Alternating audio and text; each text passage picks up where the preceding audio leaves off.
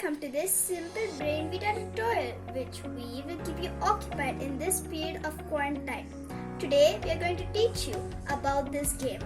So if you didn't know, BrainVita is a game of intellect. It is also known as Peg Solitaire. The aim of the game is to remove tokens from the board until only one remains.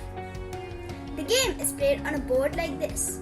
Tokens are placed on every space except the center space which we have highlighted for you. For tokens, you can use bits of paper, chess pieces or carom pieces. This is how you set up the board.